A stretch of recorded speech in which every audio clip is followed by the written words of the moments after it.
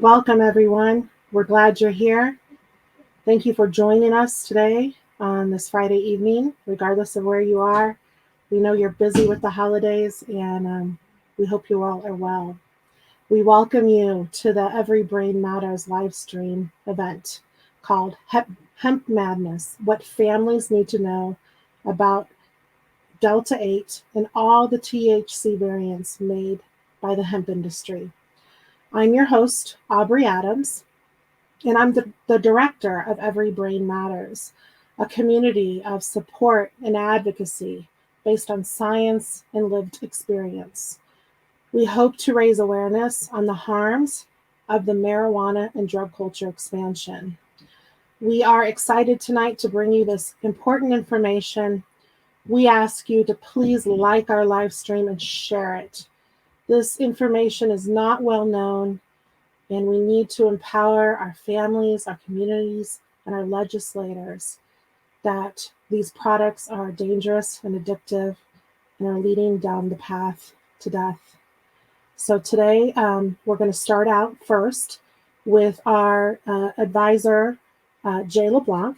He is an expert researcher and knows a lot about chemical engineering. So he's going to share the science on how the 2018 Farm Bill, which legalized hemp, which legalized CBD, and the hemp industry is now taking all the surplus of CBD and converting it into THC products. So he's going to share that science with us. And then we're going to be joined by Ellen Snelling, who's going to share the advocacy work she is doing with this issue and a call to action. And then we are bringing on 4 family members who have been very impacted by these policies and unfortunately have lost their loved ones. And we're very grateful that they're willing to share their voice with us tonight. So without further ado, I welcome Jay LeBlanc for joining us tonight. We are so grateful for his research, his expertise, his professionalism on this issue. So I'm going to share his slide. So welcome, Jay. We're glad you're here. Hi. Um, okay, I think I have your slides up. So, Yeah, I see it. okay. So before I start, I want to thank Aubrey for allowing me to actually speak about this topic. I wrote this about a week or so ago. It's been heavy on my heart, and I just wanted to get the information out there. And then one last thing is Aubrey was generous in calling me an expert in chemical science. I'm really a mechanical engineer. I'm more of a researcher, analyst. That's what I did in my before I retired, was looking for unintended consequences, risk assessments, things along those lines. And when I look at this debacle, it's really troubling. So, and I want to thank everybody who's on this live broadcast. I'm hoping it enlightens you. And the other thing too is if I get to a topic or a slide that doesn't really make sense, I mean, feel free to, I guess, instant message Aubrey. Raise your hand. If not, we can do the Q&A session because it's really important that you understand all of this stuff, the science and also the mathematics behind it. And you'll know what I'm talking about, the math, when we get to the kind of the detailed definition of the hemp in the Farm Bill. So if you could advance the slide, Aubrey. So the objectives today are to talk, at a high level about Delta-8 THC and THC-O, so you can kind of get an idea what the hemp industry is doing.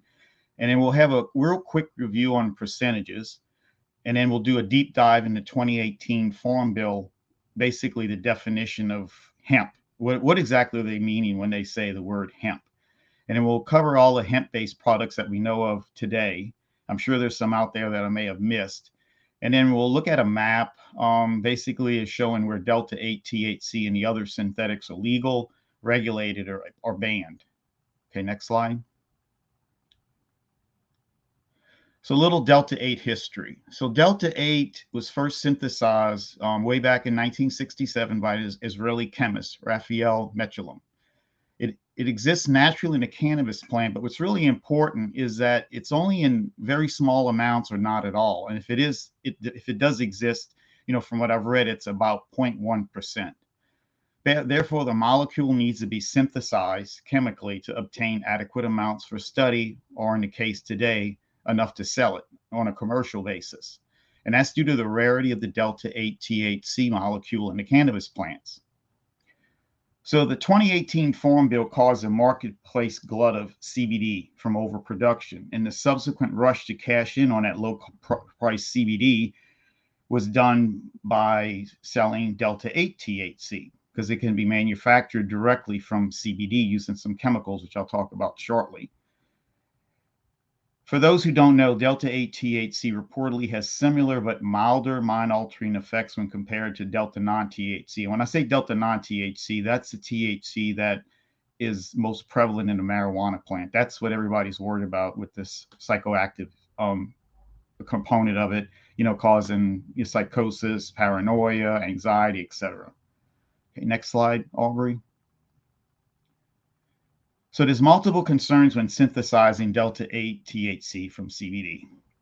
So the synthesizing of this drug may not be done in a manner that guarantees the safety of the consumer. Keep in mind, a strong acid and an organic solvent such as toluene, which is normally used in paint products, are used, and the resulting product needs to be washed in a base in order to neutralize any of the residual acid that may remain after the chemical reaction. And also there will be some remaining organic solvent that needs to be removed too. And there's also other byproducts that need to be removed. And many of these byproducts, what's really scary is they're unknowns. And we'll talk about that shortly in the next slide. And it also includes traces of Delta non-THC. So basically it's a Wild West for the consumer. Few, if any, testing protocols exist, and regulatory oversight is almost non-existent. Okay, next slide. So this is an important slide to be aware of, and this is off of Proverty Laboratories website. That's a testing lab for cannabis products out of Massachusetts. So a couple important details here. If you look at the peak in the middle, you'll see the Delta-8 THC. So that's the peak for that particular molecule. And to the left of it, you'll see a little peak of Delta non-THC, which is basically the THC that would be in marijuana. But what's really troubling here are the question marks. And there's 10 question marks, and one of the question marks points to 4 other peaks. So if you count all the unknowns, including the question mark pointing to the other 4 peaks, those are all unknowns. They don't know what molecule that is. And I've actually called the owner of this company and talked to him about this. And, it's not in the National Institute of Standards database. And they just have no idea what these molecules, chemicals are. So you can imagine it's a big unknown. Go ahead, Aubrey. Yeah, so Jay, you're saying all the peaks with the question marks are chemicals in these vapes that we have no idea what they are. No idea. I mean, they don't even know how to name it. There's no name for that particular molecule. You could say like it's this Frankenstein molecule. So that's what people are ingesting when they consume Delta-8 THC in probably most cases. Like I said, this is a lab analysis for this particular sample. For others, I don't know, but this is one of the issues that the owner of this company has with testing any of the Delta-8 products. Okay, next slide. Okay, the side effects. So Delta-8 THC has reportedly weaker side effects than Delta non-THC. It's reported to be about 1/3 less potent. Keep that in mind, 1/3. But we know Delta non-THC, with all the scientific studies that go back to the late 70s and 80s also, that people for some reason aren't aware of. It has many unwanted side effects, include cyclic nausea and vomiting, which is a classic CHS or cannabis hyperemesis syndrome, anxiety, paranoia, etc. It can also trigger mental illnesses such as psychosis and schizophrenia, especially in teens with a developing brain. And the question is, could these same side effects, even if slightly milder, also apply to Delta-8 THC? Only time will tell, because there's really no current research, but anecdotal evidence is saying an emphatic yes. And I think Aubrey and the parents online right now can attest to that. Again, there's no current research on long-term side effects of this this drug, THC, Delta-8 THC, and anyone using this product basically becomes an unwitting participant in a science experiment. So, I mean, you could extrapolate, Delta-9, Delta-8. I mean, it may be 1/3 less potent, but you could easily see that could cause addiction, serious mental illnesses, and or physical harm such as CHS, since the molecule is very similar to Delta-9 THC. Okay, next slide. Sure. And stay tuned, everyone, because we have the families to prove that this is happening. Thank you, Jay. Yeah, we're just looking at the tip of the iceberg right now. So now we're going to talk a little bit about the THC-O acetate, and keep in mind it's also known in short form of THC-O. So THC-O acetate is formed when the THC molecule goes through a process called acetylation, or you can say it's acetylated. And this occurs when an acetyl functional group is added to a chemical compound using acetic anhydride. This is a similar process discovered and used in the late 1800s, basically 1870. It's used to convert morphine into heroin. And we'll get into more of that detail shortly, and you'll see why why this THC-O acetate or THC-O is so dangerous. THC-O acetate was first formulated way back in 1895 by three chemists, Wood, Spivey, and Easterfield. And acetylated Delta-9 THC was found to have a greater potency than the other known cannabinoids way back in the 1940s. And all this stuff that I'm talking about is actually in these references below. So, I mean, you can get this presentation from Aubrey. You can do your own research, but this is nothing made up. All this stuff is in the references, online references that are easy to access. So I made sure people, all they gotta do is click it and go for it and read it. Okay, next slide. So what's interesting about this molecule, it was actually considered for use as a Cold War weapon. This molecule was even considered by the United States Army during the Cold War as a possible chemical warfare agent to physically incapacitate enemy troops. Most of the experiments using various THC analogs and derivatives were done at the U.S. Army laboratories at the Edgewood Arsenal in Maryland. Initial testing were done on dogs. It was done by Adams and others, and it caused loss of leg muscle control. Okay, next slide. Okay, now we're going to talk about the chemical acetic anhydride that converts, your Delta-9 or Delta-8 THC into THC-O acetate. The chemical used in the acetylation process is, again, called acetic anhydride. This is some important stuff to consider. It's a DEA listed chemical regulated by the Controlled Substances Act. It can be used to produce heroin from morphine, and also it can be used to produce a quaalude, which is a sedative. And also it can be used to make a precursor chemical to make amphetamine and methamphetamine. And by itself, acetic anhydride is also a highly corrosive chemical. It can irritate or damage the skin, eyes, and lungs, depending on the concentration. And also it forms poisonous gases when exposed to fire, and that would include excessive heat. So you can imagine the grave bodily harms incurred if this chemical is not properly handled in a manufacturing facility, or if the THC-O acetate is not properly processed and is later smoked, vaped, or dabbed. Because when you smoke, vape, and dab, some vaping devices do have a adequate thermostat, but from what I've read, most of them don't. And regulating the temperature with a dab or just burning the substance, that's not proper temperature regulation. A lot of smoke and chemical byproducts are going to be formed. So you could easily see if they had some residual acetic anhydride and THC-O acetate that people would buy, could definitely damage their lungs. Okay, next slide. Jay, is it true that you were sharing that one of the pesticides, if it's in there and it's heated, it can turn to cyanide? Yeah, that's in another slide presentation I did for ISIC.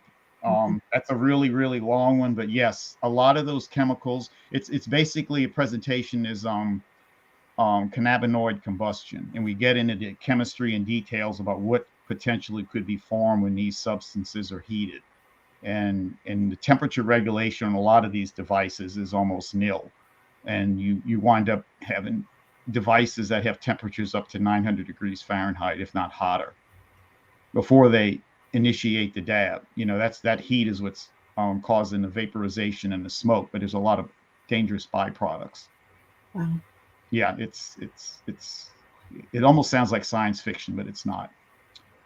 Okay, here's some little tidbits about the acetylation process. And I don't mean to get too technical about this, but it's really important to kind of get an idea, how this is all tied together. So the acetylation process, when applied to morphine, produces heroin. Remember, it goes from opium to morphine They acetylate morphine that produces heroin.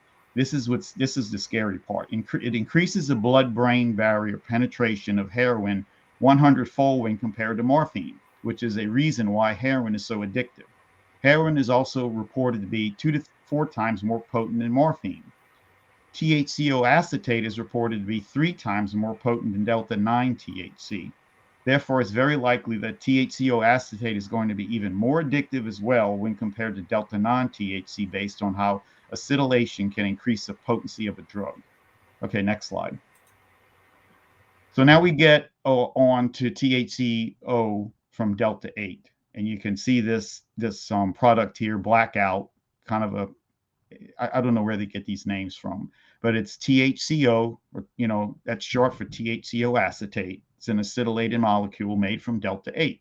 So thanks to the 2018 Farm Bill, THC-O is now being made from hemp-derived Delta-8 THC. This product will basically have the same potency as Delta-9 THC. Remember, I talked about earlier, Delta-8 THC was 1/3 of the potency of Delta-9.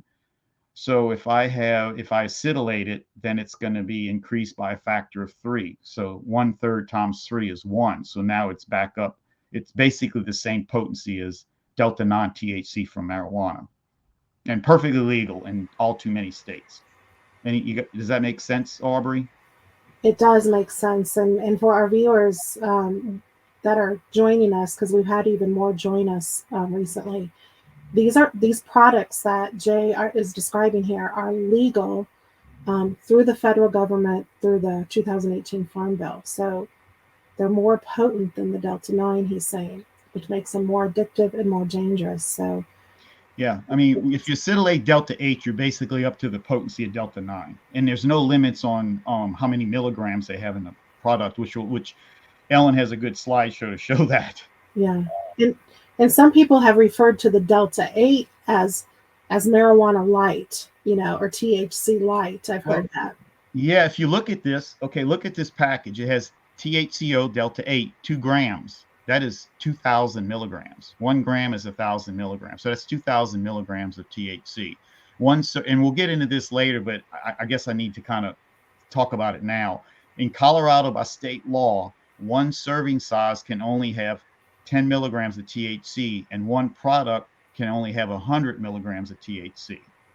So this thing has order of magnitude more, times 2. So yeah, I mean, it's just the Wild West. So just remember, a gram is 1,000 milligrams, and we'll get into that math shortly.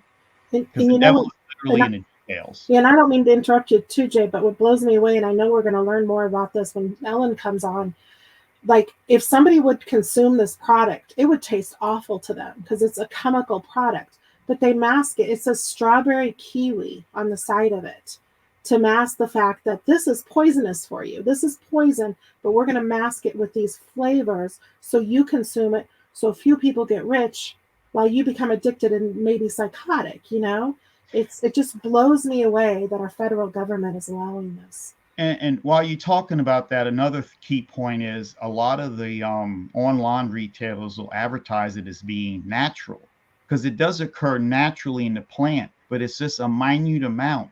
But whatever THC you buy, THC Delta-8 you buy, regardless of the form, it's synthetically manufactured using an acid and some type of organic solvent. They can adjust that to get different yields, and they may use citric acid or something. It's not always a dangerous acid, you could say, but it's still, if it's still about the strength of the acid, and do they neutralize it, because that could still damage your lungs if you smoke it.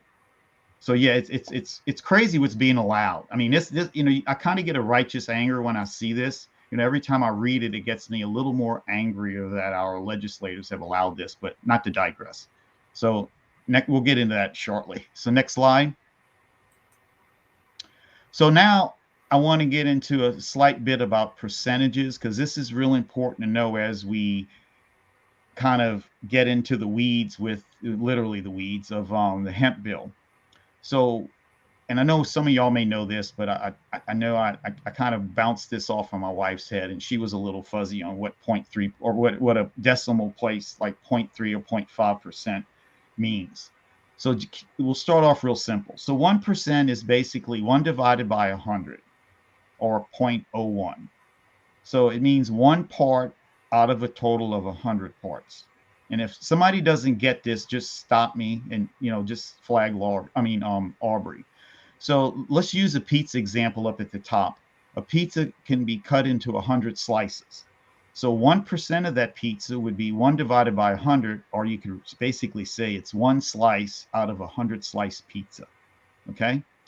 So always remember the number that comes before the percentage sign is divided by 100. That's an easy way to remember it. For example, 5% is 5 divided by 100, or if you want to put it in decimal form, it's 0.05. And then 25% is equal to 25 divided by 100, or 0.25. And then, so what confuses people is a number is less than 1. What you do with a number less than 1 before the percentage sign? What does that mean? Well, the same thing. So 0.5% is equal to 0.5 divided by 100. So you can just do the math off of that and disregard the percentage sign. Does that make sense, Aubrey? It does make sense, and I'm not good at math, so I think it'll make sense to the yeah. viewers So too.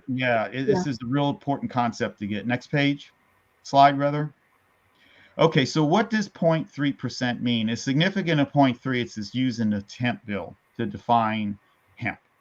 Okay, since 1% is the same as 1 over 100, or 1 part out of a total of 100 parts, 0.3% is going to be 0.3 divided by 100.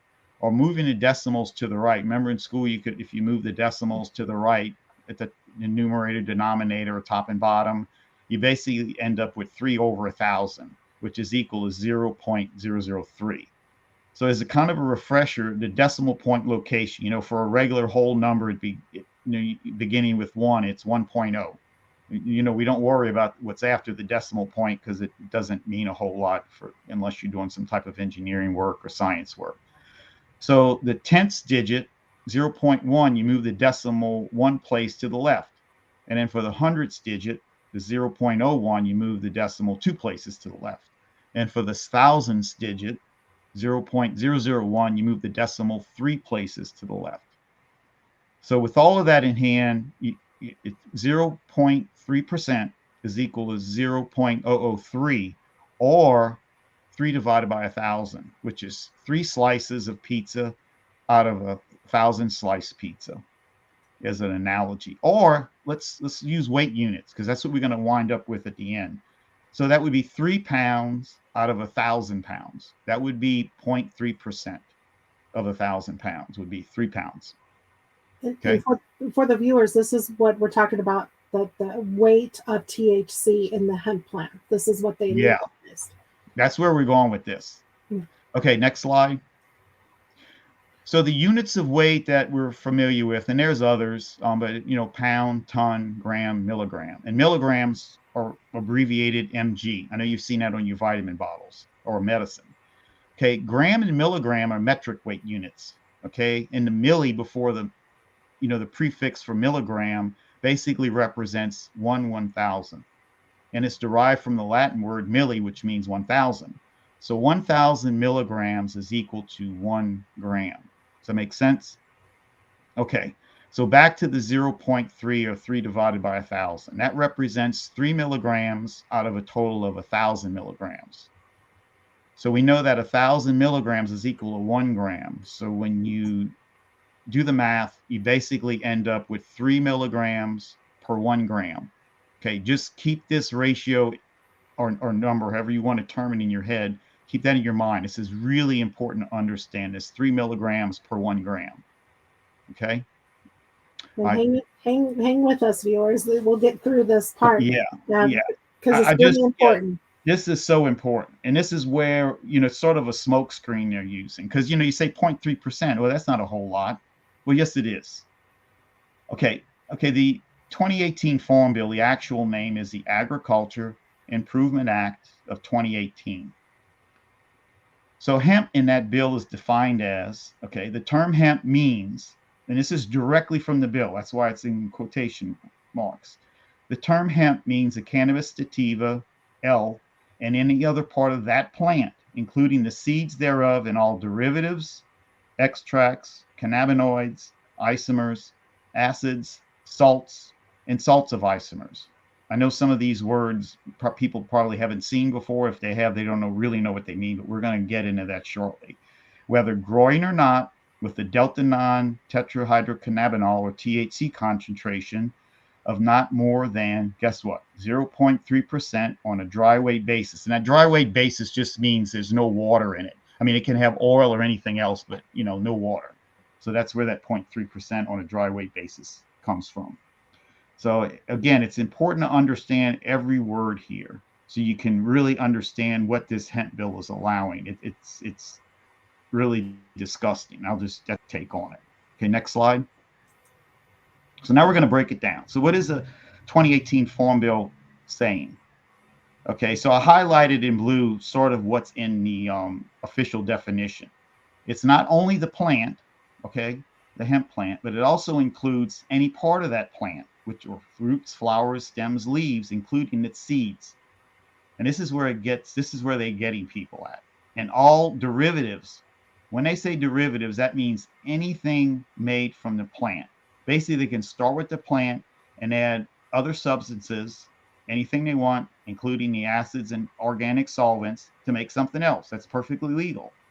And then we have extracts, and those are the concentrates made from the hemp plant, usually the drug cannabidiol or CBD. I mean, they can use propane, butane, CO2, critical CO2 extraction method. There's different ways of extracting these oils, plant oils, from the hemp plant. And here's some examples. You can have an orange, or you can have orange juice concentrate. I mean, they crush the oranges and they get the concentrate. You got to add water to it so it's not too strong. Or more related would be a THC 20% versus concentrated, and that could be in a dab or a vape pen cartridge or cart. I know that's the slang they like to use. And also cannabinoids, and these are naturally occurring or synthetically created drugs from hemp extracts. Okay, next slide. Yeah. And just to clarify, cart is short for cartridge. Is the cartridge that goes into the vape pens. That's so if you hear your kids talking about carts, that's what they're talking about. I use the slang term in case they ever hear it. Yeah, but yeah, it's cartridge. Okay. Okay, isomers. This is a technical word that most Americans do not know. And it begs a question too. This is some of the questions I like to ask the legislators who voted for this. How many of the U.S. legislators knew this term when they voted for the U.S. Farm Bill? Okay. Now, the DEA has a simplified definition of this. I didn't want to really get too technical with this, but it's basically isomer is a drug that is different from another in how it looks and acts, but has the same number and type of atoms. For example, THC and CBD are isomers of one another. And why? Both have the same number of carbon atoms. 21 has 30 hydrogen atoms and 2 oxygen atoms.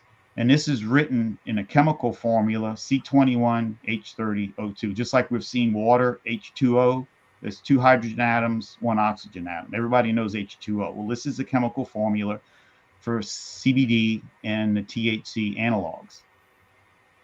They act differently in the body. They look different too. When I say look different, the chemical structure of it. So if you can go to the next slide, that'll help explain what I'm talking about. So here we have cannabinoid isomers created from CBD.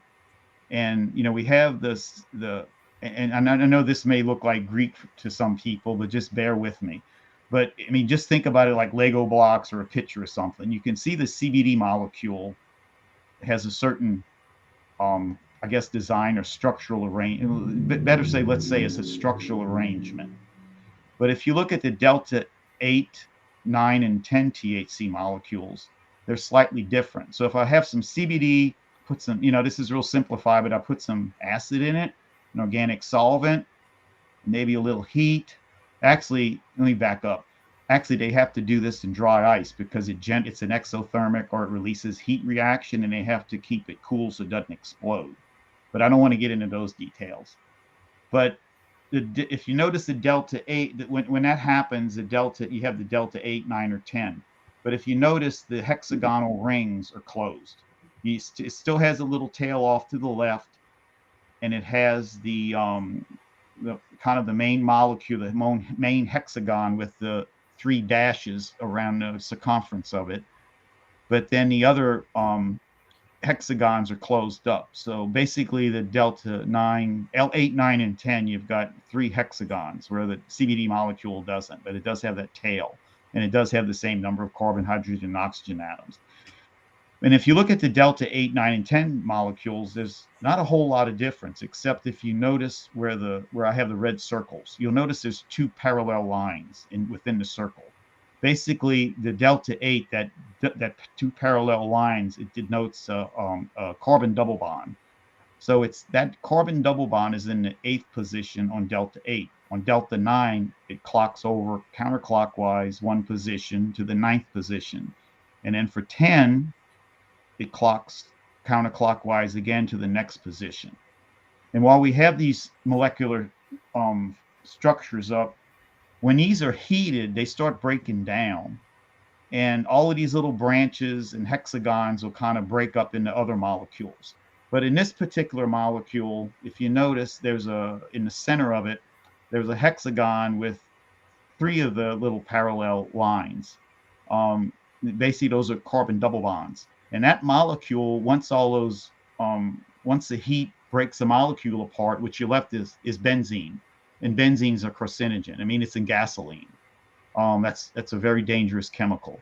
So that's what happens when you heat these chemicals. The structure breaks down.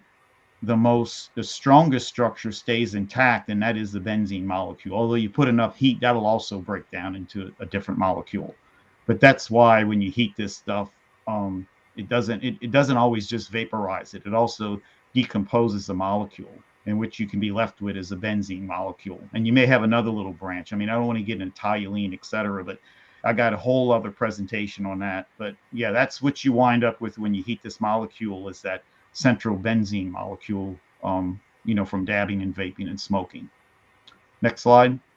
Thanks, Jay. We've got about maybe 5-6 more minutes left for your presentation. Okay, I'm almost there. So thanks. Yeah, so the other thing, acid salts and salts of isomers, we're referencing drugs. These are drug forms that may or may not be active initially. And once in the body, they can quickly change into an active drug. And I had a pharmacist help me with this section. So I feel very positive that it's very accurate. And in the Controlled Substances Act, it's important to remember that it excludes the terms acid, salts, and salts of isomers. It uses the exact same terminology of controlled substances, such as those of LSD, THC, and other Schedule I drugs, since these inactive drugs can easily be converted into associated controlled substances. Okay, so another question I'd like to ask the legislators who voted for this and the authors. Did some of the authors in the 2018 Farm Bill know this fact? If so, why did they include these drug forms in the definition for hemp? Was it just to encompass all the possible drugs that can be made from this plant? I think so. Okay, next slide. Okay, whether growing or not. So hemp does not have to be a living growing organism. Hemp could therefore be the plant oils, including the naturally occurring and synthetic cannabinoids, seeds and grains, and dried plant matter such as flowers, leaves, fibers, stalks, etc. The possibilities of hemp-derived THC products are therefore limitless, with only one exception. Okay, next slide. So here we get into that 0.3%. So Delta-9 THC concentration cannot be more than 0.3% on a dry weight basis, or less than or equal to 0.3. So if there's 0.31% or more Delta-9 THC, now it's considered to be a marijuana plant. So what is legal? So we've got up to 3 milligrams of Delta-9 THC per gram of product dry weight. So keep in mind, an average raisin weighs about 1 gram, and a dollar bill weighs about the same at 1 gram.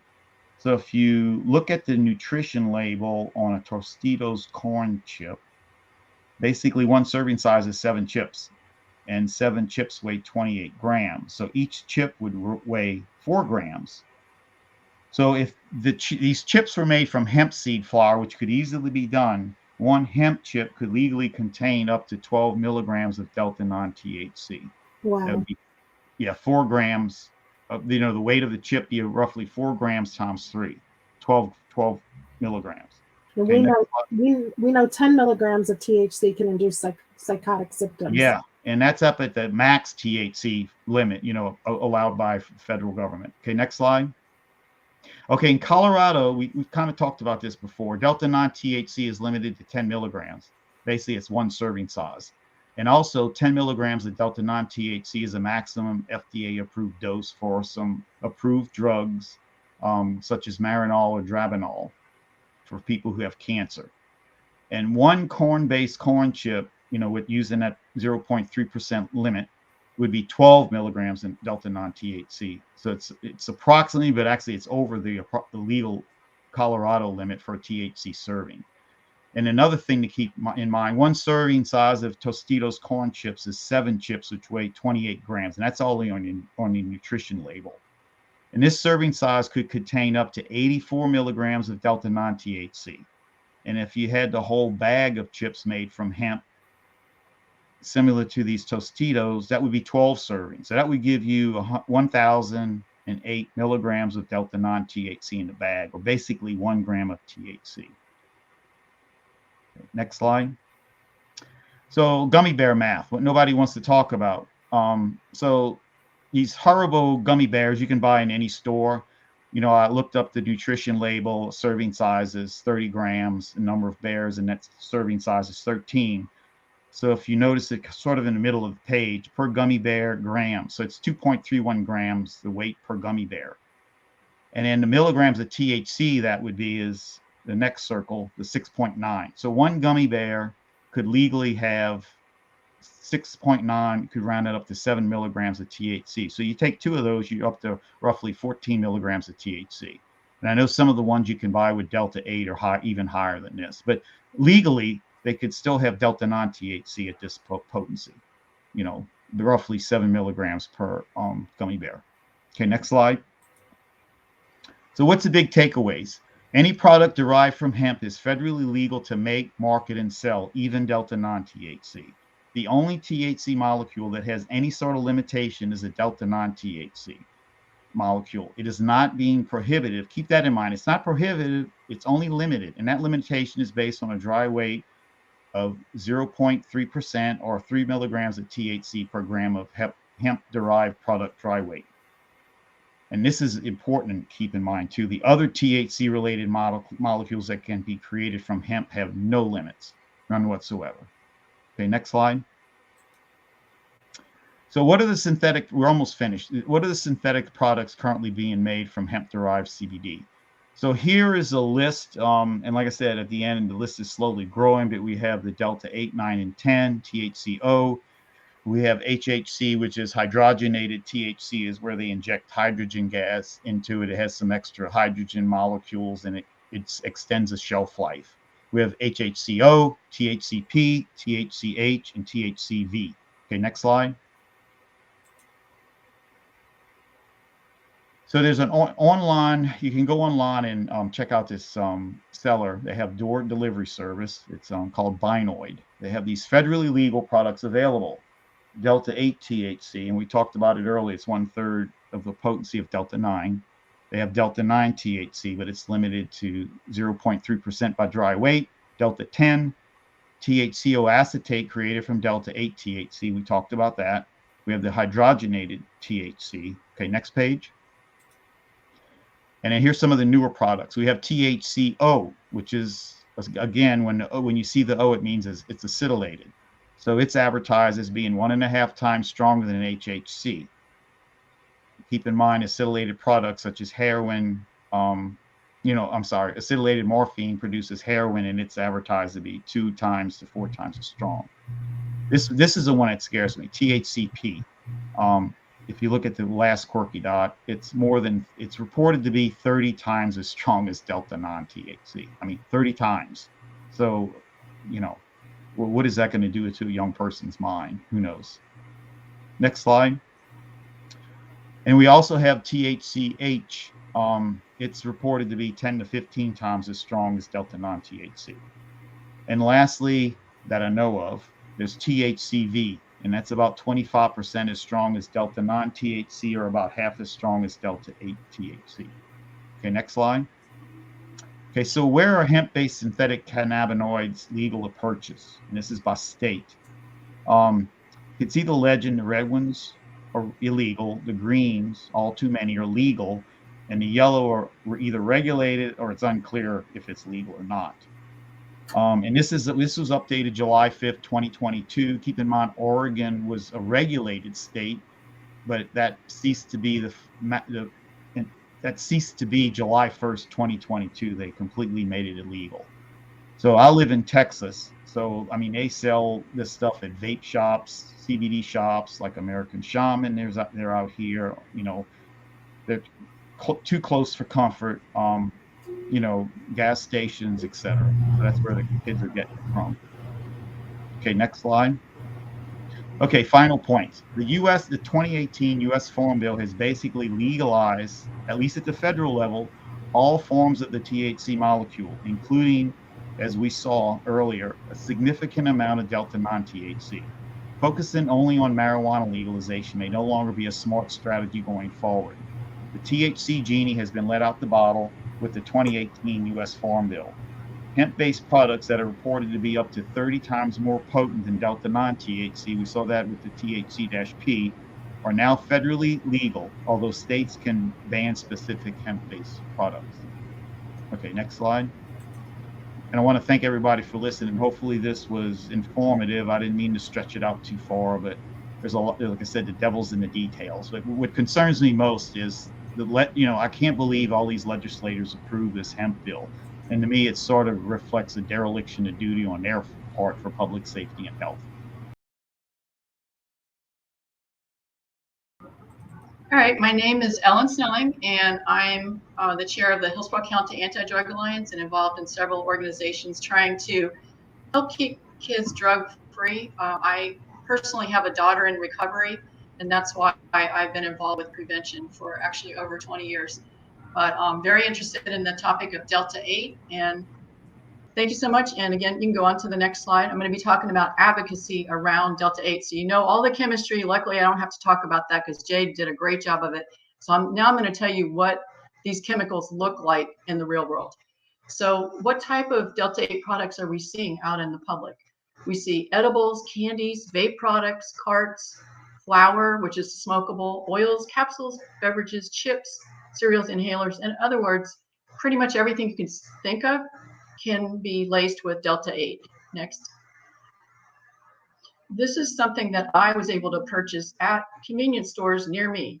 There's a gas station maybe a mile from my house. It's also near a university, and I was able to get all of these products. And you can see, I'll go to the next slide. You can see how close some of these look to real children's candy. This is the main point to get everyone's attention, whether it's parents, teachers, guidance counselors, legislators. Once you show them how close some of these candies are to real candy, any child would mistake this. So you see the real Skittles on top in the red package, and then look at the blue package. What's the difference? I mean, there's very little difference in these two packages.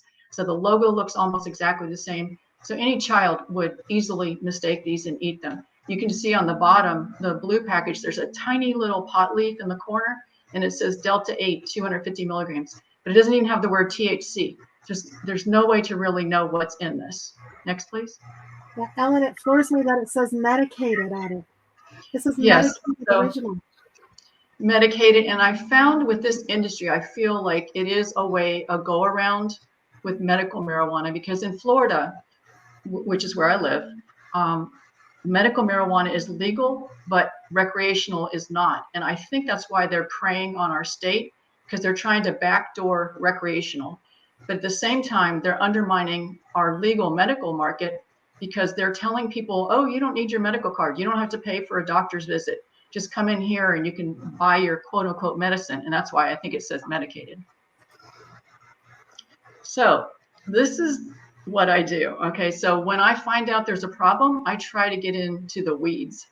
And in this case, there's an industry out there. So you've heard of big tobacco, big alcohol, big marijuana. Well, now there's big hemp. So the hemp industry is, we need to get to know what they're thinking and what they're doing, because they are preying on our children. So a look inside the industry. A friend of mine, Teresa, and I found out about this. It was in August. It's called KushCon. And it was a hemp industry showing off all that they have, the latest and greatest. And what we found after we went there is that Delta-8 is kind of their #1 product, and they're making the most money off of it. So they were promoting Delta-8, but not just Delta-8. Just as Jay said, there's so many new molecules and isomers coming out of hemp, and they had pretty much all of them on display. Next. So here's Teresa and I, we're undercover, right? So we go into the KushCon Hemp Festival, and we wanted to try to fit in as much as we could. Okay, so maybe we were a little older than some of them, but nevertheless, there's people there. Actually, it's like people that are interested, people that want to buy, but it's also people who want to start their own business. So that's kind of we were kind of like, oh yeah, we're going to start our own business. All right, next, please. So this one slide, I think, says it all. And it's kind of the name of this whole, event that we're having today, Hemp Madness. They actually had a huge poster that said Hemp Madness. And I think that's what it is. It's like, whoever would have thought that hemp, which I always thought, oh, CBD, rope, materials, different building products you can make from hemp. It's fairly innocuous, right? Who would have thought they could take hemp and CBD and make so many different intoxicating compounds that can poison our children? Next, please. And this is the other thing that really bothers me, is that they are definitely marketing to our kids. They say it's for adults. They'll say, oh, it's 21 and up. I mean, but it's like wink, wink, nod, nod. Because here we have Jolly Cannabis. And if all you remember Jolly Rancher, this is very similar. And they have a lot of cartoon characters. They have a lot of fruit flavors, bright colors. I mean, if this isn't marketing to kids, I don't know what is. Next, please. And here's another one. Okay, this is called Slumped, and it's SLUMPD. And their mascot is a teddy bear, and it's got one eye open, one eye with an X on it, and it looks like it's messed up, right? And they think this is all a joke, but they're using little teddy bears to advertise their product of how to get wasted. And I found this to be a very pervasive theme with all of these products. And most of these are very high in Delta-8. I'm going to go over some of the numbers in just a minute. Next, please. So here's one example. So you want to know how much is in a package? So you heard in Colorado how you can have a total of 100 milligrams in a package of marijuana, Delta-9 THC, and each serving is 10 milligrams. Well, there's no limits on Delta-8 and Delta-10 in the THCP. So this particular one, 3,000 milligrams in one package. This is just like a regular size package. You can see the hand back there. It's not very big. And it only had, I believe, 10 gummies in there, and they each had 300 milligrams in each one. Definitely enough to send an adult to the emergency room. And that's what I'm seeing when I go to these shows, is they're going for higher and higher concentrations, and also they're mixing. So it's not just Delta-8 anymore, like they're all blending, and they have THCP, THC-O. So honestly, you don't know what's in there, and it could have contaminants, it could have solvents, who knows, but they're mixing the molecules to make these more, I guess, to try to sell them. So these are really strong, heavy hitters. Next, please. And when you go to these, they give you free samples. So Teresa and I each had our bag, and we collected our samples. This is what I got in KushCon. This wasn't even all of them. This is like half. But they have Moon Rocks, which was smokable. And then they had a bunch of candies, different types of gummies. And then that cookie that you see there, that actually is 250 milligrams of Delta-8 THC baked into a cookie. And I mean, it looked delicious. It looked like something you would get out of a bakery, but it didn't even have a label. It didn't even say it had 250 milligrams. In this particular show, they allowed children, and we were very concerned that a child could just pick it up. It was right on a table where a child could pick it up. Next, please. Oh, can you go back to that for a second? I just wanted to. So when Teresa and I were in some of the educational sessions at CushCon, we were sitting there listening, and we saw paramedics carrying an adult out the back door of the convention center. And then we talked to the security guard afterwards, and he said that 3 different people had to be transported to the emergency room because of eating edibles at this event. It's just, it blows your mind. I mean, here they are giving you things to eat for free, and then people are having to go to the hospital. Next, please. So this was on Veterans Day. They had another expo here at our convention center. This is called the Alternative Products Expo. And they had other things there like kratom, mushrooms. So, but the main feature again was Delta-8 and the other isomers. This particular one, I know that we're smiling, but like I said, please remember I'm undercover, right? So we don't want to stand out. This is Death by Gummy Bear. And I know you're going to find it as hard to believe as we did, but this mascot of this product, which is called Death by Gummy Bear, and they're gummy bears that have 100 milligrams each of Delta-8 THC. So you can see what this bear looks like. He's got little X's on his eyes, blood coming out of his eyes. And this is, and it's a product that actually could kill a child. Next, please. Here's another. The displays were kind of similar. They were very space agey, like, oh yeah, eat this and go out in outer space. And that's the way they're selling this stuff now. And it's actually true. It's awful. I mean, this stuff can cause hallucinations, paranoia, and psychosis. Next, please. This was in that same display called Looper, which is a company, you can look them up. But these are their THC gummies, some of the different ones they had called demos. And any child would love this. It just looks like so delicious for a child with the bright colors. They're all fruit flavored, they're sugar coated. And you can see the packages behind, which are, again, bright colors, very attractive to children. And yet they say that they're marketing to adults, but they're not. Next, please. And this is another product with loopers, and it's called Break the Orbit, 100 milligrams per gummy. This is what I'm seeing now. They're very, very concentrated, and a lot of them will have THC-O mixed in with the Delta-8. And the one that I went to most recently, they had warning signs up, maybe because of what happened at the last one, but they had warning signs saying these products being offered may have psychoactive effects, but it's the sole responsibility of the consumer to understand this. So in other words, it's all on you. Next, please. And this is just something that I wanted you to take a look at, our Poison Information Center, and you can look at this in your own state to see how many people are already being affected by this. And what we're finding is in 2021, there was 197 total exposures, and many of them were children. But in 2022, we were already up to 220 exposures as of October 5th. So we're going to far surpass that this year. Next, please. And another thing that I do when I do my advocacy and when I'm trying to educate people is give examples of children within your state or within your locality that are affected. And this is the first story I saw that drew me to this whole problem. And I thought, I have got to do something about this. So a family was visiting Florida from Ohio, and they stopped at a smoothie store. They were offered cannabis enhanced smoothies or regular, kid friendly. And the mom said, I don't want cannabis. This is a child, 3-year-old. I want it regular, kid friendly. So she got the child a cake pop. Well, within an hour, the child became very sedated and had to go to the emergency room and was diagnosed with marijuana overdose.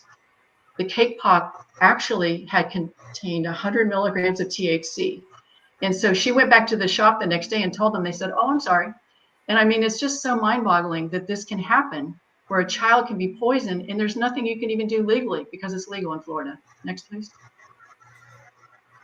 And this is the child. This was in Newsweek. So here's a family coming to visit the tourist state of Florida, and her child ends up in the emergency room because of Delta-8 THC. Next. And this is what it looked like. And of course, any kid would eat this. I mean, it looks delicious. Next, please. So this was my second example. A child was poisoned by Delta-8 in Tampa. One time I was on a television show because I had gone to our county commission talking about Delta-8. I was interviewed, and then the next day I get this email. Someone looked me up and found me, on the internet. It said, "Thank you so much for your focus on Delta-8. My 10-year-old was accidentally poisoned last year at a home show in Tampa by eating an entire bag of Delta-8 Fruit Loops that he got off a vendor table. It's horrible what happened to my little guy. He had to go to 2 different hospitals and spent the night in the ICU at Johns Hopkins, which is our regional children's hospital. And it turned out THC poisoning, and he got it at a home show. And I'll show you, the next slide will show you the picture of the product. So this is what the vendor table looked like. He went back the next day to see what happened. And you can see there's Fruit Loops, there's Stonios, there's things that look like Cap'n Crunch. They're all look just like children's cereal, but they're full of THC. And the package this child had was called Fruit Loops. It just says Delta-8, doesn't even have the word THC. Then it finally says, 600 milligrams. But the parents had no idea because it looked like regular cereal. Next, please.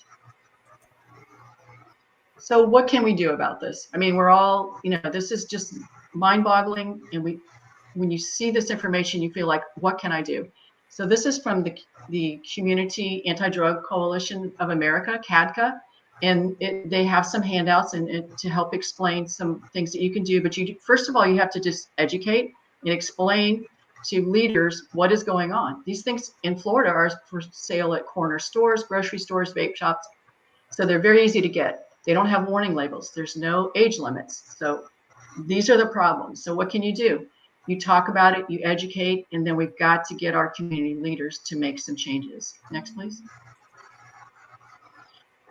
So Delta-8 THC policy. First, you want to look at your state. Is it legal in your state?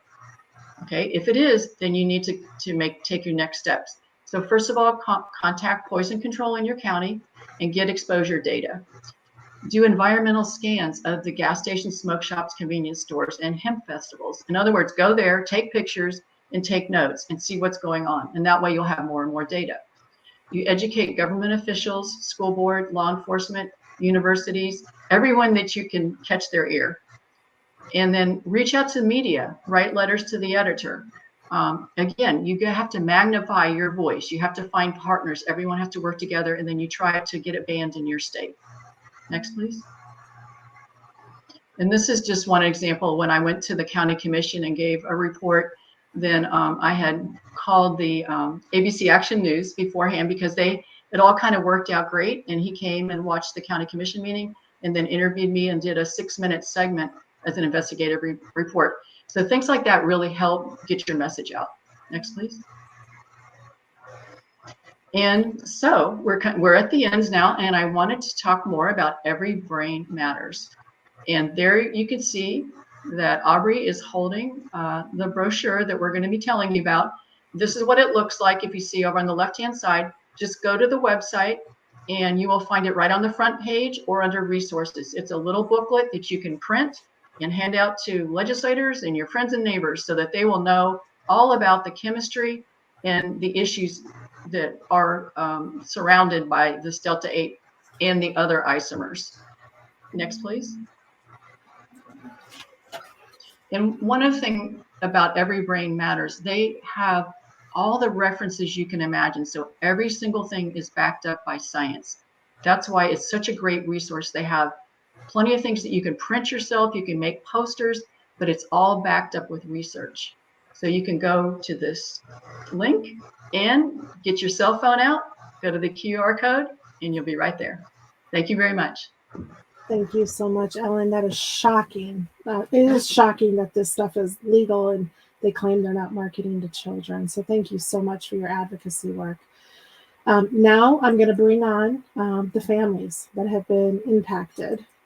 And they're brave to come on here. We're very grateful for them. I just asked them before they come on, make sure you guys don't have any social media signed on as I bring you into the live stream. And we'll have them introduce themselves, share a few minutes of why they're here, and then we will open up the live stream for Q&A. So here we go. We're going to add Jennifer Starkle. Jennifer, we welcome you. And we'll get then we're going to add on Sonia Jimenez and Alex Hess. Thank you for being here, ladies. and now we have Rita. And let's start with Jennifer. Jennifer, can you introduce who you are and why you're here? Yes, I'm Jennifer Starkle. My son Nathaniel, who was 26 years old, committed suicide on August 13th of this year while we were in the house. We later found his toxicology report came back, and the only thing it showed was caffeine, but the only thing they listed was that the test for is Delta-8, and they said there was an interfering substance. I have not been able to get more information from the medical examiner at this point. We had no idea it was vaping. I found from his credit cards that it looked like he had just purchased the products probably about a week before it happened. That week he was just really off. He wasn't himself, but it was the little things, in hindsight, they add up. But when you're going through it, you can't quite put your finger through it. Nathaniel wasn't one that did any kind of experimentation of drugs that I'm aware of. We actually, homeschooled them. And so we were very close knit. And he was still at home at 26, but very responsible, full-time working, very, very kind and gentle. And that week while he's normally quiet, he just was abnormally so and giving short answers, and we would ask him over and over if he was okay. At one point I got to the point he didn't go to work that week. We continued to ask him what was going on. At one point I asked him, I practically begged him to please tell me what is going on. And he said, China's going to kill us all. And I'm like, it just threw me for a loop. So we had a talk. I thought it went well. He went to work that Wednesday. I thought he went to work. I later found out that his boss said that he had packed up his stuff, like he was quitting, and had ended up driving him home because he was vaping behind his truck. And he said he talked with him for hours, and he was talking about the end of the world.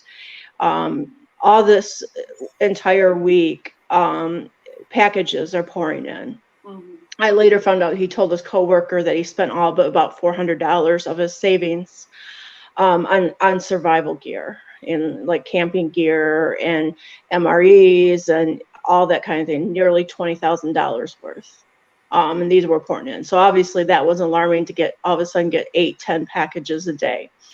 After his death is when we found the vape. One of the vape cartridges was partially used. It was a combination of THC 0, Delta-8, and Delta-10. Again, those credit cards show he just had bought it. It was only in that week he changed. I wholeheartedly believe that is what caused him to commit suicide. Nothing else adds up. Nothing else makes sense. I described to my therapist, who actually specializes in psychosis, what happened. He saw the text. Nathaniel had sent me this really weird text that the night that he killed himself. And he said, yeah, he was definitely at at least a moderate psychosis, and was likely hearing voices. So thank you, Jennifer, for sharing that and your courage to speak. And it's just been a few months since your son has passed, and the Evergreen Meadows community, and I'm sure everybody here gives you our deepest condolences, and thank you for being here. Please stay on in case somebody has a question for you. Thank you for being here. And Rita, we welcome you too, and thank you for being here. I think you're muted. Please introduce yourself and let us know why you're here and why this issue is so important to you. Hi, my name is Rita Edborg, and my son Brian was 19, and last year in October, he shot himself at our residence he was hallucinating, and he had like drew out a bunch of pictures. And when she said like some of the symptoms that her son was going through, it really hits home because it relates to me, because it makes a little bit more sense of what their mindset was. Like Brian would talk about how he unlocked dimensions in his brain, and how he felt like he did talk about hearing voices, and how he felt like we're killing the planet and the world's coming to an end. And it was very unusual behavior for him. And I mean, his own physician even said, well, she 100% believed that, that contributed to Brian committing suicide. And it was out of nowhere. Like, I was supposed to go home the next morning and cut his hair.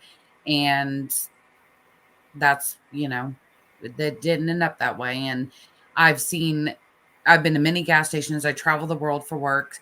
And I don't know how many times I've been offered Delta-8 or Delta-10 or Delta, whatever you want to call it.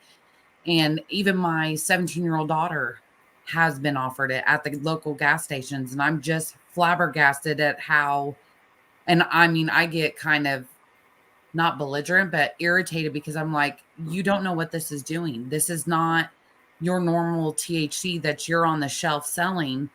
And these kids are getting a hold of it. And I've had several parents, because I have a legacy page for Brian, that contact me and are like, hey, my kid's hallucinating, or hey, I found this in the room. And these are 14, 15, 16-year-old kids that are getting their hands on it and having bad reactions to it. So it happens to kids, it happens to adults. And I live in Illinois, there's no regulation to it. You can buy it everywhere. And it's just sad to see. I mean, Brian was funny. He worked. Mhm. It was a lot like Jennifer said, my son, he was loving, caring. He had a full-time job and he worked hard. But once he went from smoking THC, he got his hands on the Delta stuff. And when he passed away, we probably found 30 cartridges that he'd been smoking in his room. Yeah. And I mean, it was like an obsessive amount of this stuff. Well, I feel like the more he thought he unlocked his mind, and Mhm. he wrote about, hey, I'm hearing voices, but I know it's not God, and they're telling me to do things. I think it just overwhelmed him.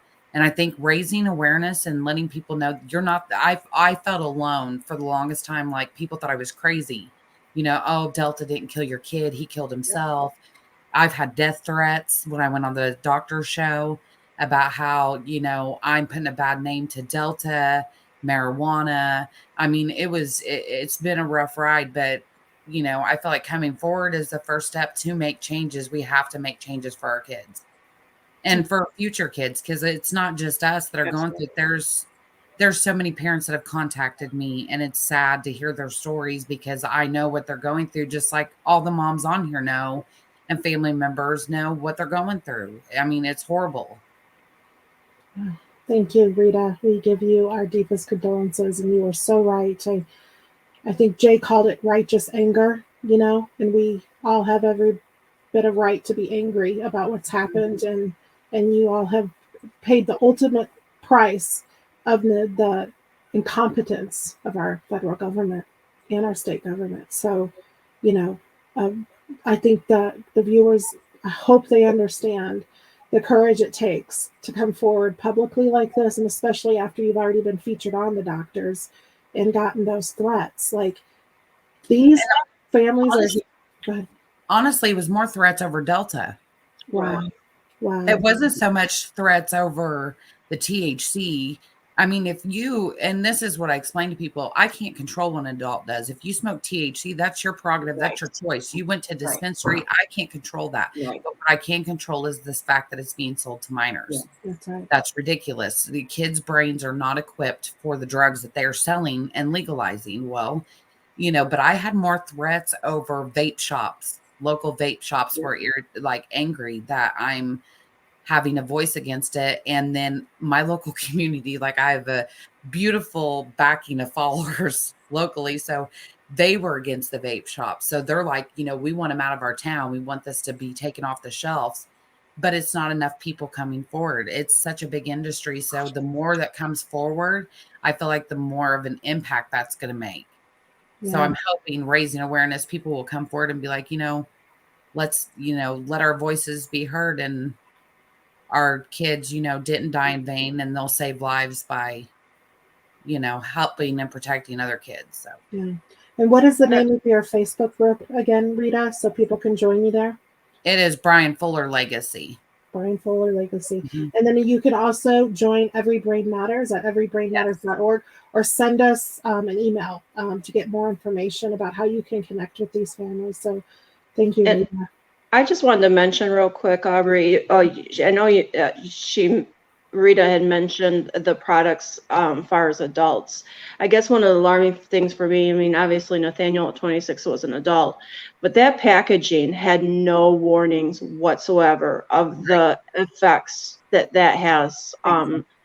It said plus 21, and that literally was all that had on it. So I honestly don't believe Nathaniel had any idea that would affect his brain.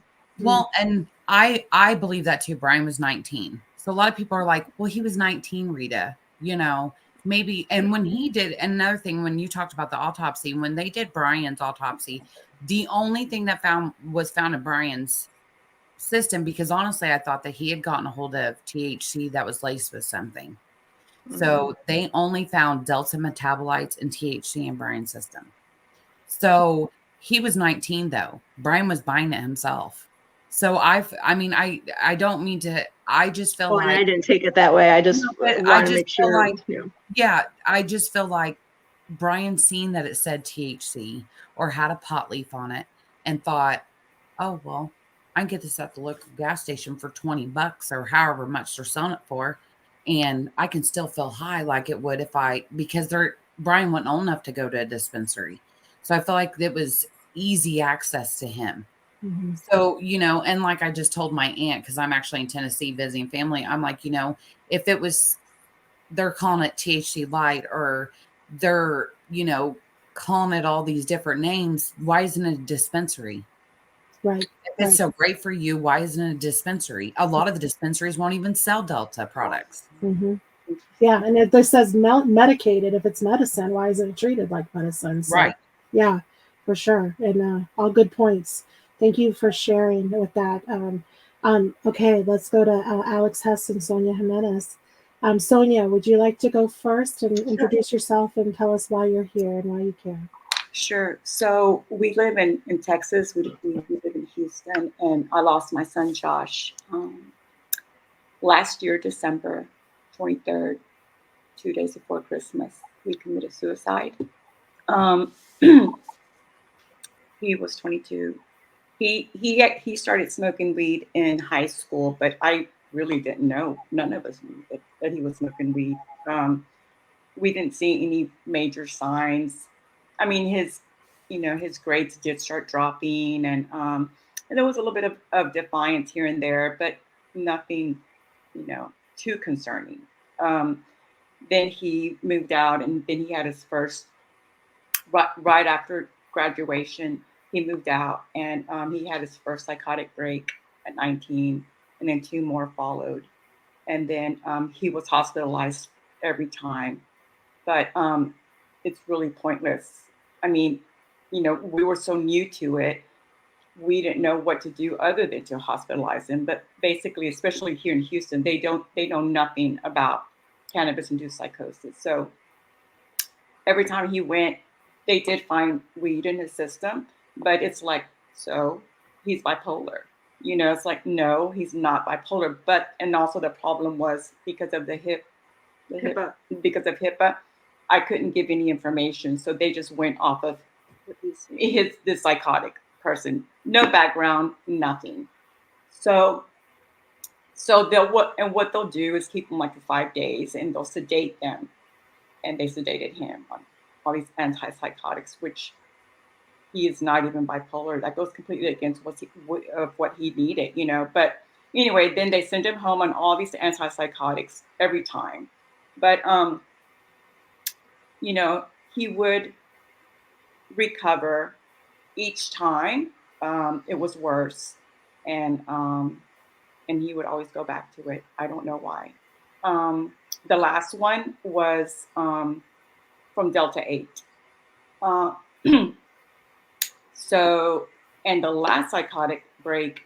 It was probably, I mean, they were all really bad, but this one was so different. And he did the same thing on spending money. So he had been saving money all summer, but once that Delta-8 kicked in, he blew $2,000 in 1 week. He just started ordering all this crazy stuff.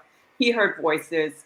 He actually thought people were in his room. You know, these demons were, I mean, whenever he would be sober, he was he had PTSD because when he would think back to his psychotic breaks, he was sure that there were demons in his room and there were people, and he heard voices. And his was more of a spiritual thing. It was more like he was God or God was talking to him. And so finally, just in December, you know, I just watched him. There was nothing else. I wasn't going to send him back to the hospital for what? It was pointless. There was nothing I could do. The thing is, what people need to understand is once they go into that psychotic episode, their brain is like hijacked. You cannot reach them. There's nothing you can say, nothing. They are in another dimension. All you can do is watch or send them to a hospital. But, you know, there's nothing that can be done. Absolutely. There's no help. There's absolutely no help. So finally in December, you know, his voices, which every time he had a psychotic break, his voices would tell him to go to LA because to go save the people from darkness. It was always to LA. And so he worked whenever he was okay, he would work as a server, and he worked at Whole Foods too. And he did great. I mean, Josh was such a sweet guy. He was, every time I talk to mothers, everybody says the same thing. I mean, Josh was so gentle and so kind, so creative. He was, of my 3 kids, he was the one I would have the least expected to ever have a problem with drugs, ever. So anyway, so in December, you know, right around the holiday, it was just insanity what I was watching in the bedroom. I mean, it was like he was a demon. It wasn't even my son anymore. What he would talk about, he was very much into like Greek gods and stuff like that. Yeah, and also into the Aztec gods, and something he was never interested in before. But he knew everything about them all of a sudden. He was drawing all these demonic pictures. When he'd be in psychosis, he would draw very dark stuff. It was really scary. So anyway, he said he was going to move out, and he packed his, you know, suitcase. He called an Uber, and he said he was just moving out. But Alex found his Twitter, and turned out he went to LA. And then anyway, so we talked to him. We wanted to get him home, and we got him a ticket. And on his way home, he was already coming down from the psychosis, and I think he was just done. He couldn't do it anymore. He was so done with he couldn't live like that anymore. The voices, and so he stopped in Pecos, Texas, and he killed himself with the train. He walked into the train. Thank you, Al. Thank you, Sonia, for saying the truth of what happened with your son, Joshua. It takes a lot of courage and strength, and we appreciate you, and we send you our condolences. Alex, do you want to talk a little bit about your brother and how this affected you as his sister? Absolutely. I think a big reason why I speak out about this, in honoring Joshua's memory, like when I think back to my memories of Josh, it was, he was always drawn to the vulnerable, the, shy, there were never any outsiders around Joshua. He was just such a kind and compassionate person. And I feel like if Joshua were with us today, he would never want anyone else to go through what he went through, and certainly not their families.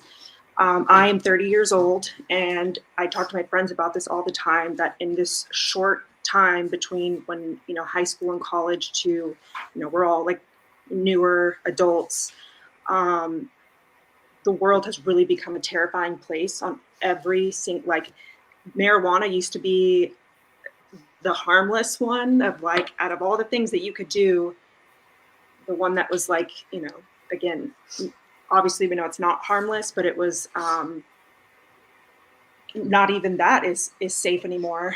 And just, you know, in Houston, I was just reading an article that said that across Texas Children's Hospital, there's been an 800% increase in acute mental visits into their ERs among children and adolescents, and they have nowhere for these patients to go. That's 400 to 500 per month.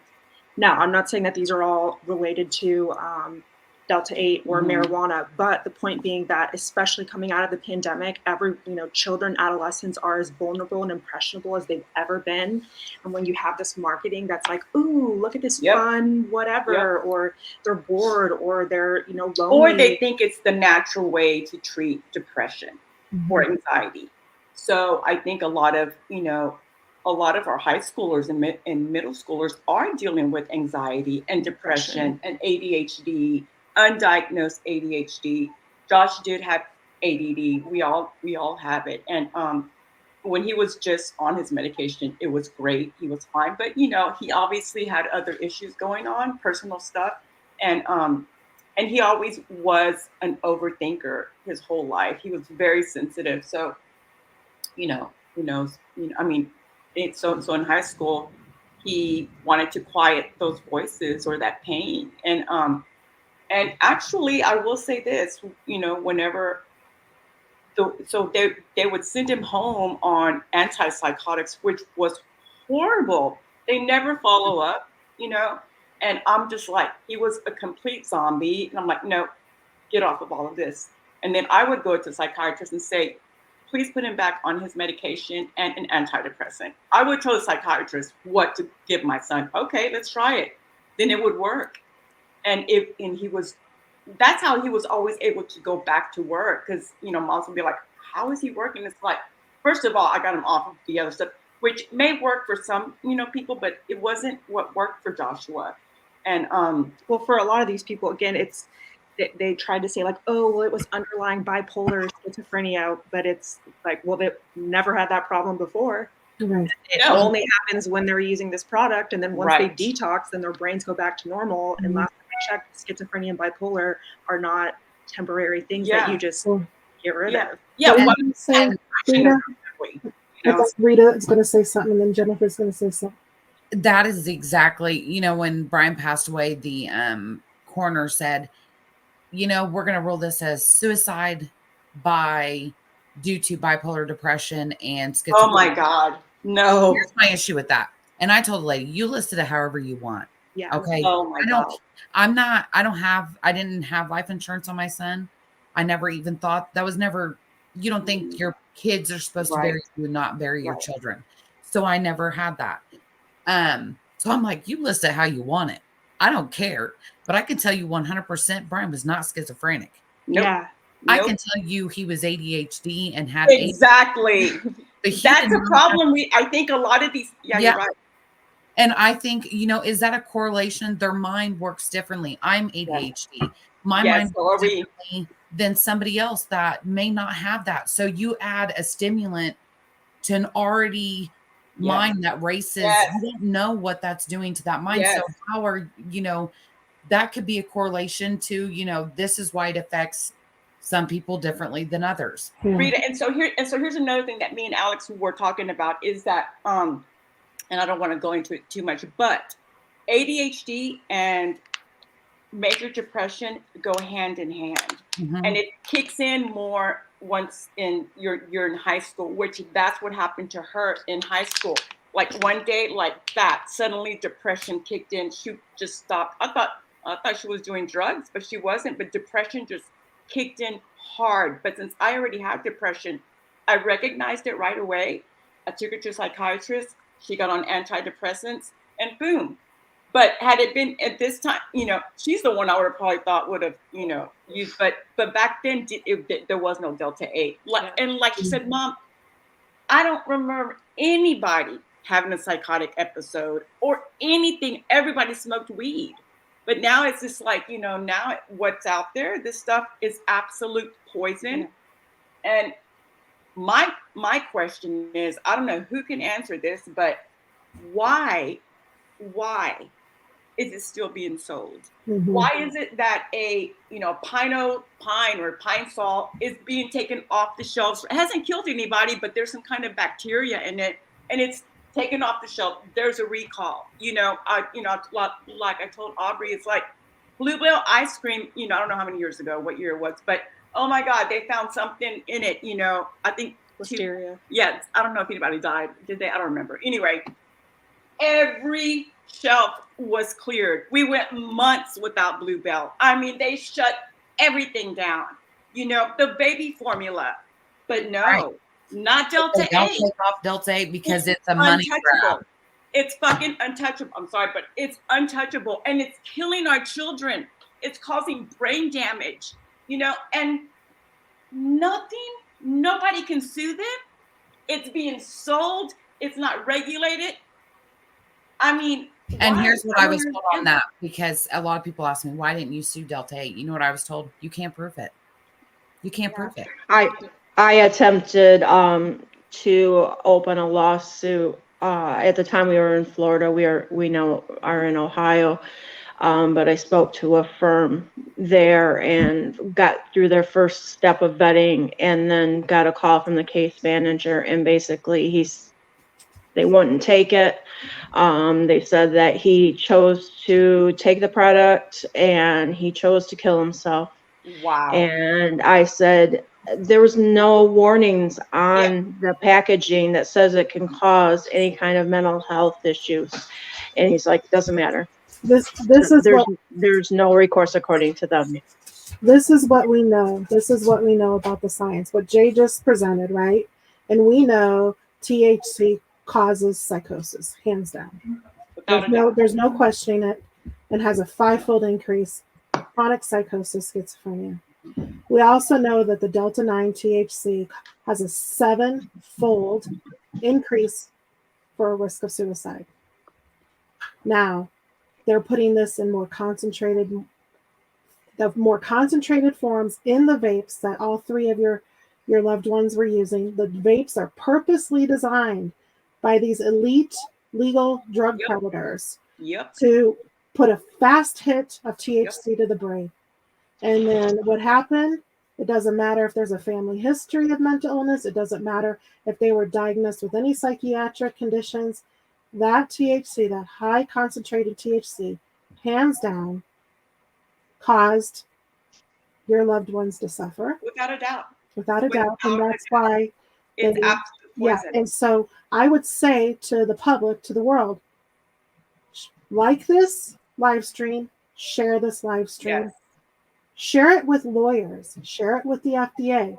All 3 of these families are in touch with the FDA. And like Sonia said, Bluebell ice cream was taken off the shelf with just a little bit of harm. Yes. This is astronomical. Like this is humongous. These products are everywhere.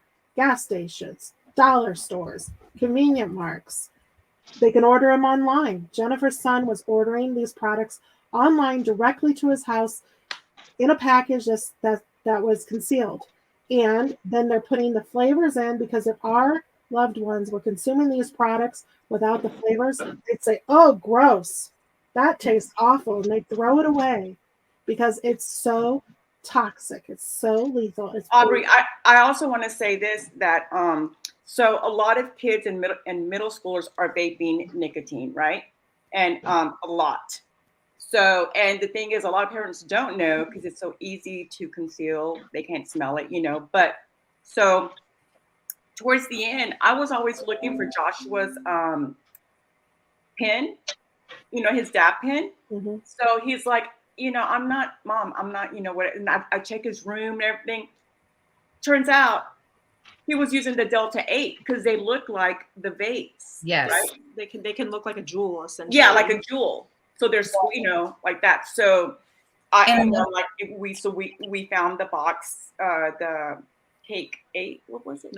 It's called Cake. Brand. Cake. And that's his exact brand that Brian had in his room. And I wanted to say too, and not to interrupt, but like on the suing part of it, I never wanted the money from that. I think that I Right. wanted to, and a lot of people misconstrue as parents as like they're trying to get rich off Delta or they're No. trying to blame something else. Here's my thing. It made no sense why my son went out back and shot himself. No sense. No. I talked to Brian at 11 p.m. that night. He says, I'll see you in the morning, Mom. He said, I love you. And I said, Bub, you sure you're okay? Because like Jennifer, I'm like, man, he's acting a little off, but nothing alarming to where I would have been like, I need to, seek help immediately. I've worked in the medical field for 15 years.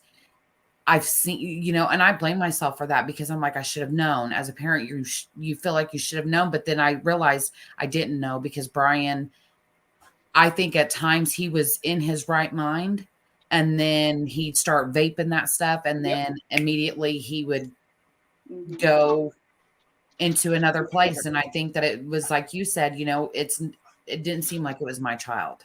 It was a different person, I guess. Completely different person, right? Right. And really evil too. I mean, I know that's a whole other part to it, but it is so evil. And just from looking at Joshua's drawings, I can only imagine what he was dealing with for him to end his life. It's so common with us because Brian was ordering it on the internet. I was getting packages. All his check would go to it, except he would send me money every week. And he said, Mom, I'm 19. I want to send you money, as rent. But he drew some pretty. Right. Same here. And I never, when I went on the doctor's show, that was my personal, I felt like that was mine. That was all I had left, even as morbid as they seemed. You hold on to things. But, and like I said, it was more, I've always said, I don't care about money. I want to raise awareness because exactly. I watched. And hit them hard, instead of them profiting off of, killing our children, we need to, I figured it was the only way, only kind of way that they would hear the message. They don't care about anything else. So that's the only way I could think of to try to get. Only if it hits their pocket. And that's kind of where I was going with it. I'm like, man, if I can call this lawyer, at least it'll get out there on the news, maybe. Yeah. And here's stop one person from. The news will not cover it. The news and the newspaper doesn't. I've already talked to a friend of mine's actually worked for the Houston Chronicle. They refuse to touch this. This would be a big story. I've submitted a lot of op-eds to the Houston Chronicle that they never published. Yeah, they won't. Because it's controlled by the big guys, and they're not going to allow that. And like Aubrey, you got me hooked up with the doctor's show, and it was amazing. After that, the coverage, I had a lot of parents contacting me, but it doesn't always stay that way, and I feel like that. And I've been watching Aubrey. I keep up with Every Brain Matters, and I work long hours, and that's really no excuse. But I mean, when I got this opportunity, when she contacted me, I was like, this is perfect. You know what I mean? Like, I feel like the more of us parents get together with Aubrey and say, looky here, it can't be coincidence. My son was drawing things. Your son was drawing things. Your son was buying things on the internet. So was yours. So was mine. They were all. So here's the question I have So in middle school, are kids allowed to even vape? Are there any consequences? Yeah. They actually have vape monitors. Like they were putting like security in all the bathrooms because there's zero tolerance. Yeah. Okay, good. Just FYI, we only got a few minutes left here, but I do know, and I won't say any names because it was somebody who came forward who wanted to talk about this, but she was a teenager. She is a teenager, and she was saying that the secondhand vapors from all the vaping in the bathrooms in our high schools were so bad she wouldn't go to the bathroom all day long when she was at school. So that's an issue, right? That's a huge problem. And go ahead. Breely, I can remember Breely would get made fun of because she would speak out so much on the Delta that she won't even talk about it really anymore. Yeah. And I mean, she found her brother. Yeah. My 16-year-old walked behind our pole barn, and like, if you watched you go on Brian's Legacy page, they give a good thing on Delta, and also it kind of tells Brian's story, but like, it's horrible, but she struggled with it. And she used to be really raising awareness. And even when we did the interview with you, Aubrey, it was so emotional for her that she's just like, I don't know if I want people to see my part of the interview. I don't, kids are mean. They're making fun of me because they smoke THC and they're saying that I'm ruining, talking bad about it. And I'm like, that is what we've created. That's the world we live in. Yeah. It is such a big industry and a big thing that to speak out, it's like nobody wants you to talk about it or speak out about it, you know? And I guess, my experience has been a little different. I never had even heard of it before all of this. And when I shared, I was open pretty quickly, both about suicide and about the Delta-8, because it's important to me to be transparent so that others can be helped. And so many of my friends and family also had never heard of it, much less knew that it posed any danger. Some knew of it, but had no idea that it had these kind of. Aubrey, I invited Aubrey to speak at Joshua's memorial, right? I was just like, Aubrey, please come and tell everybody about this, and then people were like, are you sure you want to do that? I'm like, yes, I'm positive. And I didn't know, that's the thing. I didn't know about Delta-8 until I found it in Brian's room. And I was like, what the hell is Delta-8? Well, now more people are going to know about Delta-8. So my daughter was like, my 23-year-old's like, well, I'll Google it. We Googled Delta-8 and then Aubrey reached out to me and I'm like, have you heard of this? Like, am I the only one that doesn't know what the hell this is? And you know what? If people want to know more, all you have to do is go to Twitter and put in Delta-8 psychosis, and you're going to see all these people tweeting, I'm in the hospital. I got psychosis. Don't do this. You'll see it. Go to Reddit and you'll find all these people talking about it, and nurses and doctors saying, wow, we're getting all these people coming in for Delta-8. Well, and Aubrey has, I've been on the Every Brain Matter sites, and they give a great, I actually was, I don't know if you guys see me, Aubrey, but I'm taking pictures of the slides. And I'm doing that because at home I can be like, Every Brain Matters, look at this, look at this, look at this. We need to get those pamphlets and take them to middle schools. Yeah. Or to schools and stuff. I would like some too, Aubrey. I don't know how we could do that, but I would like some too. Okay. Well, what we need is the viewers to donate so we can print these out and mail them to people. We have them on the website where you can print them out on your own. That's an expense. Okay. And but you can print them out directly from the website. But we're asking the viewers to donate. Please donate to Every Brain Matters. And like the families here were saying, when they want a lawsuit, it's not because they want the money. They want this to stop. Yeah. They don't want other families harmed. They don't want you to lose your kids, and we don't want more kids becoming mentally ill, and suicidal, and psychotic, and addicted. Like, we've had enough. This is enough. Let's stop this madness. Why can't we have a competent government that does pass policies for our health and safety? All we see, all of the government doing, even the president of the United States should be funding a national education campaign and saying, outlaw these products right now. They're not going to do but it. Instead, he's got the pro-marijuana side. Yep. People just saying, look at this, look at that. We don't want anybody in jail for using marijuana. None of us want anybody in jail for using marijuana. We want you to stop selling these products, lying about them, and telling people that they're medicine and they're safe. Right. They're deadly, they're poison, they're lethal, they're toxic, and they need to come off the shelves. So to the president, to all the Congress people, we need you to hear these families, and we're going to come back and we're going to do this more and more. We're going to go live more and more. I think we could talk for another 2 hours. And I want these families to have a voice. And we have hundreds more. We're in the thousands now of families we're in contact with. Not everybody will speak up like these 3 families right here. So please pray for everybody, and that somebody will wake up, because we have written tons of letters. I've gone face to face and spoke to my congressman, and we will continue to raise our voices. And I just want to give a shout out to Crystal, who's been making comments during our live stream. She currently has a son who's using the Delta products and is psychosis and hearing voices. And I've been in touch with her. I've given her the resources I have. So in the comments, if you have any more resources, please put it in. Julie Shower just put in the comments too to get a hold of the state legislators. This is dynamic. Please join the State Parents Opposed to Pot Facebook groups and share the stories there too.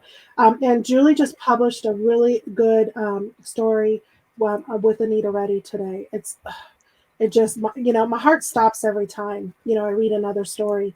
And share that story just recently. It's on the Parents Opposed to Pot Twitter and Facebook accounts. You can share from there. All three of these families have shared their stories with us. Please support them. And I thank you all for being here. My heart is with you. I'm going to keep fighting and linking arms with you to do what I can to raise awareness. And we will do this again. And I love you guys. I love you. And we'll be in touch. Have a great weekend. Everybody can add me on Facebook too. And if you look on Aubrey's, and I'm here, I've been through it. October 15th of 2021 is when Brian took his life.